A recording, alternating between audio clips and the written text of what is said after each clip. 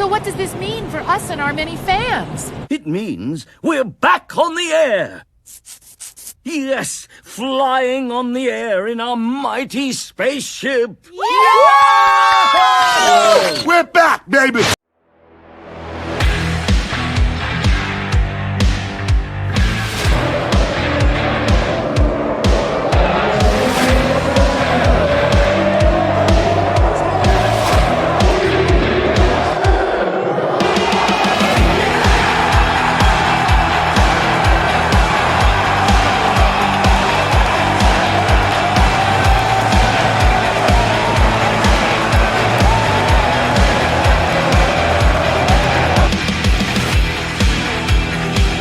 Both of them!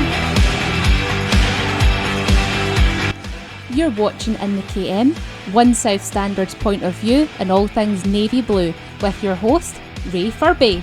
Hello everybody, thanks again for joining me on the channel. What do you think?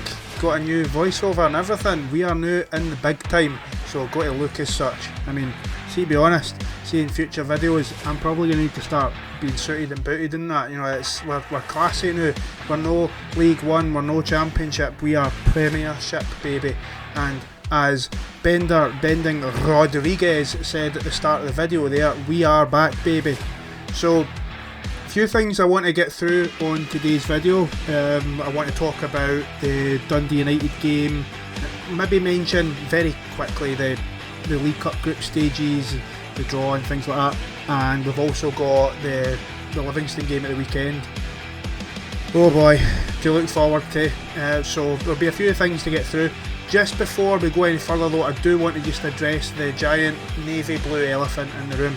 Yes, at time of recording it has been 7 months since the last time I recorded a video, if you don't count the new podcast that I've started with my good friend Corey and my other good friend Chris. Be sure to check out Corey Hardy's channel. He's the boy that does all the vlogs for Falkirk games. You've probably seen him, he's a well-kent face. We've started a podcast on his channel that semi-regular, we just shoot the shit and just talk about a specific subject and go off on crazy tangents and record videos that are like 2 hours long, etc. But long time since I've recorded the last video. I just wanted to touch base on that a wee bit, because there's a few people, for example, that aren't really on a lot of social media. Speaking of which, shout out to Neil, who I met in the Brockville bar a week or so ago. I am happy to report that no, I am in fact not dead. For the last time, I'm not dead. Look, can a dead guy do this? Can he? All right, I believe you. I'm still here. I've just been a few reasons. I just hadn't been doing any videos. In all honesty, mental health, I don't want to keep banging on about this kind of thing, but it is something that I was struggling with a wee bit. And also there was just so much negativity. See the more popular I got, the more people are just making nasty comments and that all the time. Truth be told, for all intents and purposes, I chucked it. I wasn't going to do any more videos. I was settling back into being a supporter again and just no worrying about any of the video stuff. But you know what it's like when it's something that you do love doing, you get the itch for it and you end up wanting to go and do it again. And I'm so grateful to Corey and Chris, because they've really made me realise that, you know what, I really like doing this. And to be honest, I think I'm no bad at it. I mean, I'm no arrogant by any stretch of the imagination, but people seem to like the videos and I enjoy the editing side of things, so let's crack on with it. So just as a final update on this, we will be back most likely bi-weekly, where we'll talk about the match that's just passed, and then we'll look ahead to the next again match, just for anybody that's maybe new to the channel as well. So that's kind of the agenda. Also as well, there will be a few people saying, well, you've no mentioned about the Kevin McAllister video that you promised like 8 months ago. Right, so this is a mammoth undertaking, and this is maybe what kind of accelerated me chucking the videos a wee bit. I felt like I was under a lot of pressure trying to do that. I've been writing and rewriting a script for that Kevin McAllister video for months and months now, and I'm no happy with it so far, and it's just back to the drawing board again. Look, legends, it's a word that gets thrown around a lot, that even this is becoming a cliche at this point, but it doesn't come much bigger to this tune than Kevin McAllister. I mean, my dad's side are all fake Amelin, so I know too well. I want to make sure it's right. So you might not see it anytime soon, the career retrospective on Kevin McAllister, but it is coming. And if anybody wants to offer any wee anecdotes or that, I would love to do interviews of people that grew up watching Falkirk in the 80s and remembered when he came back in the early 90s, etc. as well, because I'm really just looking at it after the fact, and I can look at Better Medal and places like that, but I'd love to hear some first-hand accounts. So if anybody's interested in that, please do message in the comments below and let me know. Right, I think that takes care of everything. If I've forgotten anything as well that we need to address before we crack on, I'm sure somebody will let me know in the comments, but I've rambled on for 5 minutes at this point, so let's get into things. So we, of course, won the championship and are now back in the big time, and we started off the season with, well, we pretty much retained everybody, which was magic. The only really difference was that we don't have Luke Graham anymore, or Miller Thompson, but we started pretty much with the same settled team, added in a couple of extra boys, the likes of Brian Graham and also Nielsen from Hearts as well, who we've got on loan, and also Cartwright from Leicester City, who we've seen bits and pieces of as well. Just want to touch on then, we've started the season pretty well, I would say. The League Cup group stages were maybe not necessarily a formality because we didn't win every single game, but we looked really good up in the Highlands. We scored 7 goals. Dylan Tate got a hat-trick. Clear sailing. We struggled a wee bit, huffed and puffed rather, in the Cove Rangers game. Probably should have won that game if Brian had brought his shooting boots. At least we won the penalty shootout, and then we get a couple of wins to round things off, and then we get Celtic in the next round, because, like, let's be honest, we all knew that's exactly who was coming out of that hat. It was guaranteed certainty. So Celtic in the next round, and that of course is a week tomorrow. So we started off the league season with welcoming Dundee United to the stadium, and oh man, that was a day with a lot of different emotions. I headed through to Falkirk feeling a mixture of excitement, nerves, apprehension, just wondering what the day is going to bring. Really, the thing that was on my mind, and I never mentioned this to anybody, because anybody that knows me for the last couple of years and really getting heavily invested in this club, is that I try to be positive and optimistic. Now, sometimes I struggle that a wee bit, but I always want to be as optimistic and positive as possible. So when I was heading through, the thing on my mind was, I'm worried that we're going to get beaten this game, because it's something that you just don't want to get off to a bad start. And with it being a team that we'd beaten a couple of times in the Cup recently as well, and also with a couple of dodgy performances at home when we'd been on the telly. Hamilton Accies aside, but I'm more talking about when we played Livy and it was on telly, or, well, I suppose the game against Wraith Rovers wasn't on the telly, but you get my point. I was a bit worried. I never voiced it to anybody. I always like to remain positive. I don't want to put any bad vibes out there, especially when players watch stuff on social media, etc. as well. But here, that's not to say that I'm going to tell you things that are contrary to what I actually believe. That's what these videos are for. I don't think any players watch this anyway. But so let's get into the Dundee United game in a bit more detail then, shall we? So, to be honest, I thought we played pretty well. Like, the attacking wise, I thought we were spot on. It was just some key moments defensively where I think we let ourselves down a wee bit, and there's a few issues with the team, which I think that John McGlynn will be fully aware of himself. I mean, John McGlynn said in an interview before the match, I think this is like the day or two before, I can't mind if it was with the Falkirk Herald or if it was with one of the other papers or that, but what he said is maybe a bitter pill for some people to swallow, but it's absolutely true. He's got it spot on when he said that a lot of these players don't have experience of the top flight and are therefore going to need to learn on the job. And really, what learning on the job really means when you break that down is we are going to make mistakes. We're going to fuck things up and we're going to have to learn on the job. And the reason why I bring that up is because, like I say, the attacking side of things was spot on. I thought we looked dangerous, but defensively is where there are some issues. And I'm not going to say that we need a full back line or anything. Nah, nothing like that. I think it's really things that need to be tweaked and need to be worked on, and I think we'll be alright.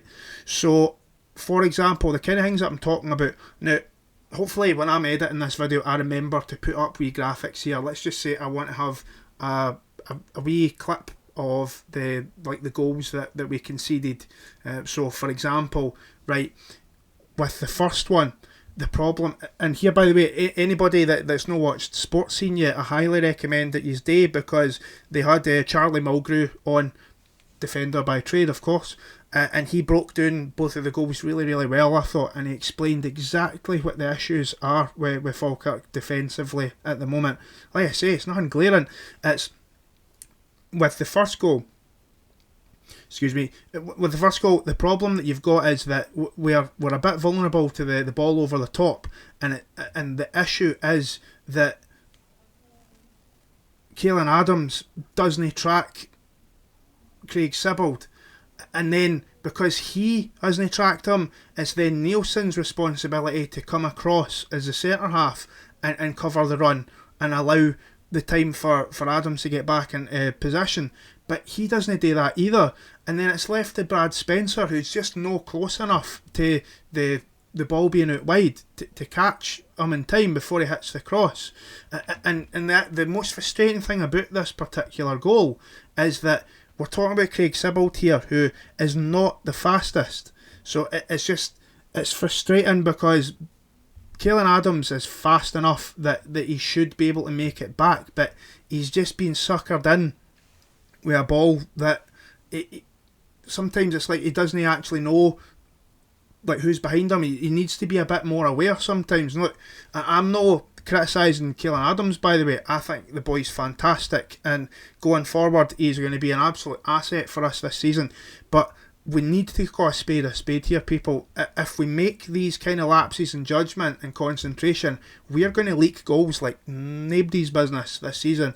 We need to be more switched on defensively, because it's not the only time this happens in the game, unfortunately, where Caelan Adams is caught out and he's not aware of somebody that's on his shoulder that gets by him because he's suckered into a ball. So that's pretty much what happens with the first goal there, and it's just one of the things.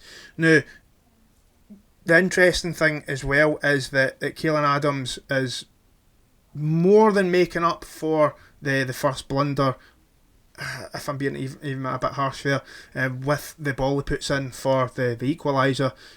We get a bit fortuitous, don't get me wrong, because the left back, forget the left back for Dundee United's name, he slips, and that gives Adams all the time in the world to pick out the pass. We get a bit fortunate because the defender, the centre half, can't deal with it, falls to Spencer, who then, rather than lashing at it, composes himself and decides that he's got a better option and passes the ball, and then it's your man sticks it away, Dylan Tate, and we're one each and absolutely loving it, and we're thinking, right, can we go on and win it for here? But we end up falling behind again, and it's really frustrating how this happens, because the ball comes in to the wide area, and I think it is Adams. I'm going to put a wee clip of the video here anyway, but I'm sure Adams headers the ball, but he doesn't get good enough contact on it, and it just comes right back at us. And again, he's suckered into going to the ball, and a ball gets played in behind him, and then the Croatian boy, what's his name? Dolchik, who looked decent by the way, he gets the ball and he's just got Nielsen in front of him, and unfortunately Nielsen's tackle, it's no good enough. He needs to be stronger than that. It's disappointing that he's beaten this easily, because this is one of the guys that does have Premiership experience. And look, experience isn't everything. Just because you've played at a level doesn't really mean anything. I mean, look at Kellen Adams, for example. He had no Championship experience and ended up being one of the best players in the league. That was his first senior appearances, so it maybe doesn't count for a lot. It's disappointing though, and Dundee United retake the lead, and they didn't have it very long. I think they maybe got through about one song if you're lucky. So we pretty much from kick-off go straight down the pitch, and again we get a bit of luck with a deflection, and it's Ethan Ross, and the ball just kind of trundles into the net about like half a mile an hour. It's one of those things where everybody's like, you could hear a pin drop as it rolls towards, and then you just know nobody's getting to it. The goalkeeper's helpless, he can't do anything about it, and we end up making it 2 each through Ethan Ross, and it's absolute bedlam in the stands, by the way. So I was up the very back of the KM. It was absolutely class, man. The atmosphere, I've got to say, the atmosphere on the day was top notch, and big shout out to the ultras as well, because the tifo, the display that they arranged, it looked awesome on the telly as well. Of course, being in the stand you couldn't really see it, but looking back at the pictures on the telly and that, it looked spot on. That's some effort, boys, fair play. But aye, make it 2 each. The place was rocking, and we're wondering at this point, can we go on and win it? We're not able to find the winner, unfortunately, and right at the very last seconds, Aidan Nesbitt has a volley that he just couldn't keep it on target, unfortunately. But I think in the grand scheme of things, the draw was probably the fair result. I've not really got too many complaints, and look, on paper again, we could complain about the fact that, well, we've beaten Dundee United in successive cups in the last couple of years. How can we not beat them now? But here's the thing: the team that we played in the Challenge Cup during the Invincible season, and then in the League Cup group stages last year. God, my memory, I'm really struggling to remember all this stuff, so apologies. But aye, when we played these teams, like the thing that folk have got to remember is that this is a different Dundee United team. This is a better Dundee United team, and I'm not just saying that to try and make myself feel better about the result that we just got. I mean, this is a Dundee United team that finished 4th last season, and not only is playing in Europe, but they're not just participating in Europe like unfortunately a lot of Scottish teams do. They are winning in Europe. They won home and away in their most recent tie, and you wouldn't bet against them doing alright again.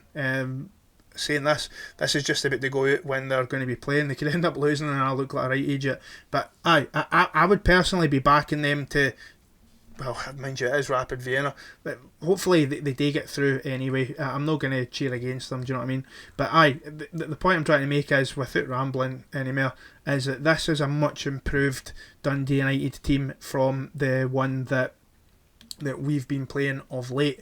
I have to particularly mention, I already mentioned the one of the scorers, Dolce. He looks decent, but their number 8, Kamara, he looks like a player, by the way. He was everywhere. He's big and he's strong and he's athletic. He can run with the ball. He's a player that I wouldn't mind having in our team, I tell you what, by the way. He looks like a pretty decent player. I can't really comment too much on a lot of the other ones, but those were the 2 ones that stand out. Max Waters as well, he looks no bad. They've got him on loan from Barnsley, I think it is. But aye, they look like a half-decent team. Put it this way, troops, we will play worse teams than Dundee United in the league this season, I promise you that. I'm thinking the likes of especially Dundee and probably Kilmarnock as well. I would say straight away that they are worse teams than the likes of Dundee United. So anybody that and I don't think anybody is, to be fair, but anybody that's feeling like downhearted or that because we weren't able to win on opening day, I would say that this Dundee United team are serious professionals. They'll do alright this season. Will they make top 6? don't know, hard to say, because realistically, if Hearts, Hibs and Aberdeen are on their game, there's only really one space up for grabs, and I know that people are really, really hoping that we could eventually hit a top 6 and that, but I think personally, if you want to talk about like league predictions and things like that, I would genuinely be comfortable with a 10th finish if you offered it me right now. Now, that means that we're probably going to be looking at more defeats than wins this season, and look, that's fine. Like, realistically, the budget that we've got, we're going to be underdogs in most games, but again, games aren't won on paper, they're won on the pitch, and you've got to earn it. And if we went by budgets and things like that, we were 5th best budget in the league last season, and it just goes to show you it all means now. How many times for example, do Rangers get outplayed and outfought by a team that are on a fraction of the amount of money that they're on? This kind of thing happens all the time. There's no reason why we can't compete at this level, but again, it just comes back to the defending side of things. I think that going forward, we're decent. We maybe lack a wee bit of pace at times. That's one of my main concerns. I think the other thing as well, I've not really touched on yet, is Brian Graham. Now, I was a big supporter of him being brought into the club. You know, I've seen what he could do at Partick Thistle. I think God, how many goals has he scored against Falkirk in his career? Do you know what I mean? So it seemed like a no-brainer to bring him in.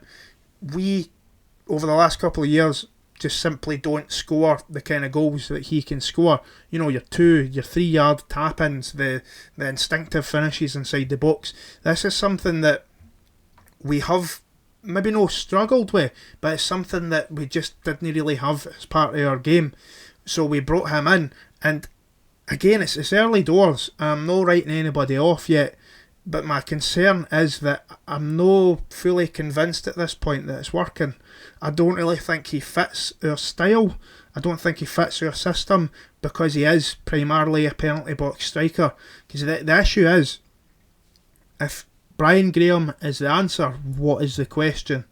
Because, again, I've not met anybody that said otherwise, but when Ross McKeever came on against Dundee United, we became a better team. And in fact, it's his harrying and winning the ball back like twice that allows us to break for the second goal. If that's Brian Graham, he's just aimlessly jogging about. He's not pressing aggressively the way that Ross McKeever does. Now, with Ross McKeever, we see his deficiencies as well, where he misses a chance that he probably should score, the one that he drags just past the post. He probably should score it. But again, without the qualities he does bring to the table, we probably don't score the goal that Ethan Ross gets. So it's kind of, and again, that's something that we've just got to accept at this level, that we're not going to get a complete forward. We're not going to get somebody that can do all the pressing and score hundreds and hundreds of goals and do all the dirty work as well. Those kind of guys cost 80 and 90 million. We can get a guy that's got a great work rate and runs for 90 minutes, or we can get a guy that can score goals, but we can't have both. And I just wonder if there's a possibility of a plan B where we can have both of them on the pitch at the same time. I don't know, but it just feels like if we try to just stick with the exact same system, I'm not convinced that you're getting the best out of Brian Graham. And it's a shame to see that, because I do think that he's got a lot to offer. But in this system, it's not working so far. Who knows? Maybe things will change. I mean, some people said the same about Anthony Stokes. I mean, he took like 5 games to score a goal, didn't he? And it was like back-to-back hat-tricks or something like that. So there's plenty of time. We're not writing anybody off. I do think that we probably need a couple of more signings, and it has been alluded to that we are in the market for a couple of guys that might be coming on loan. I'm really, really hoping one of them is a winger, especially if it's somebody with a wee bit of pace and a wee bit of trickery. That would be magic. Because, and again, this might not be the most popular opinion, but one thing that has to be said as well is that when Adjiman came on against Dundee United, I thought he was really, really poor. And I know that he's the cult hero, and I love the guy as well, But unfortunately, as we go up the leagues, we're going to have to start having these kind of uncomfortable conversations about where is folks' ceilings, where's folks' limits. Now, again, I'm not writing anybody off, because one of my main concerns was Leon McCann. I wasn't 100% sure if he could make the step up, but he was brilliant against Dundee United. I can't fault anything that he did in that particular game. He was fantastic. So who knows? I just think that with Adjiman, he needs to just be a bit more composed on the ball. Sometimes when he got the ball against Dundee United, it felt like he just didn't know what he wanted to do with it. And sometimes the defenders, they don't even put a challenge in. They just wait on him fucking up himself. And it's that kind of thing that's going to cost us as well, because we might have less of the ball. We might be attacking teams less, and we need to be a bit more clinical in front of goal. Again, these are all things that we've said over the last year or so. Again, no writing the guy off. He just needs to be a bit more switched on sometimes. If I'm being harsh, please tell me in the comments. Again, I know how popular the guy is, and I love him too. I just want to see what's on my mind. A couple other things as well I want to touch on. Dylan Tate, by the way, he has started the season on fire. What's that, 5 goals now that he's got already at this stage of the season? That's a boy that's really, really kicked on, and he deserves a lot of credit, a lot of praise for how he's taking his game to the next level, because he's somebody that I think's got quite a lot of potential. So it'll be good to see if he can maintain that as well, because the goals need to be shared around the team. It can't just be down to Calvin Miller and Ethan Ross to score all the goals. So it's great to see that. Now, I think that about covers everything on the Dundee United side of things. Moving on to look at the Livingston game on Saturday, which I don't know about any of yous, but I am dreading the thought of going back there. I really, really am. Was at both the away games last season. Of course, we lost both of those. Now, the one positive that we can say ahead of this game is that at least Livingston have relayed their pitch. Now, it ain't a grass pitch, but it is the same spec of pitch as the one that we've got. So we know that good football can be played on it. Now, that's not to say Livingston will play any good football on it, but it can be done.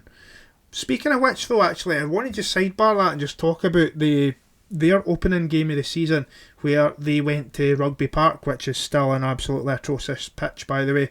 If you recall, Kelly were actually meant to rip that pitch up and replace it with grass at the start of the season, but they ended up requesting a delay for it. So they've still got that absolute monstrosity of a carpet as their pitch. But they welcomed Livy to their ground on the match day 1, and they raced into a 2-0 lead by half time. And you're thinking, this isn't good for Livingston, is it? Like the new boys in town, and they're starting the day 1 with a bit of a pumping if things keep going this way. But as to be said, they rolled their sleeves up, and in the second half they looked a lot better than what they did in the first half. And that's before even they get the penalty and the red card decision, which I'm not going to go into in detail. Go ahead, have a wee look at the highlights on it. I think it's really, really soft. But they managed to bring it back to 2-1, and then they get another goal from a corner.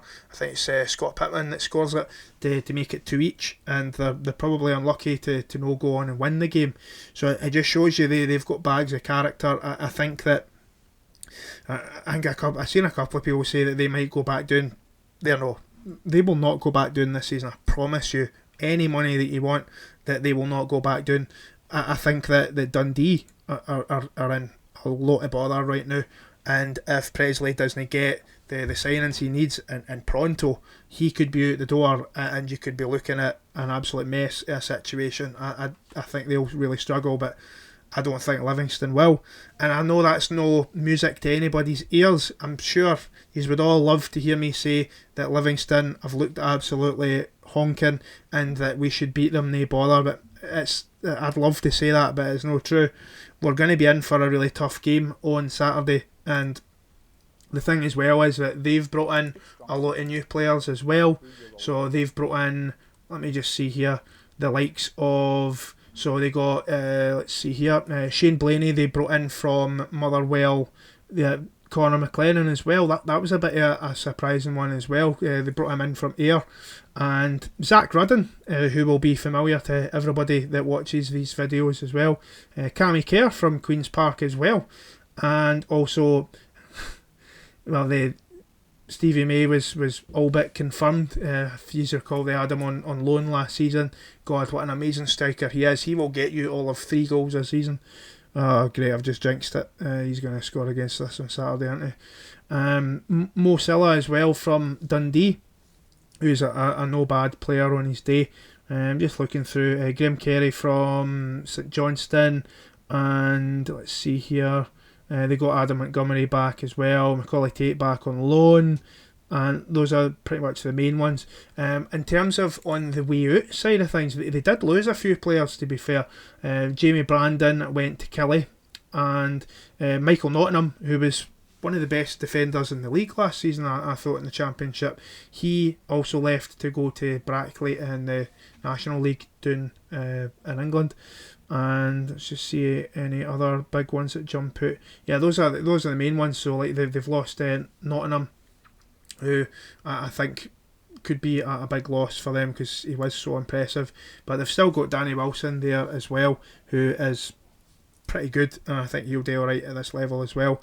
What do I think is going to happen in this game? So we really are due a result against them. It's absolutely crazy to think that they're the only team that we were not able to beat in a single game last season. And what I would say as well is, though, that the players going into this game can't be thinking about that. You know, there's no point in focusing on what happened last season, because this is a new season. They've got new players and that. We're in a different league.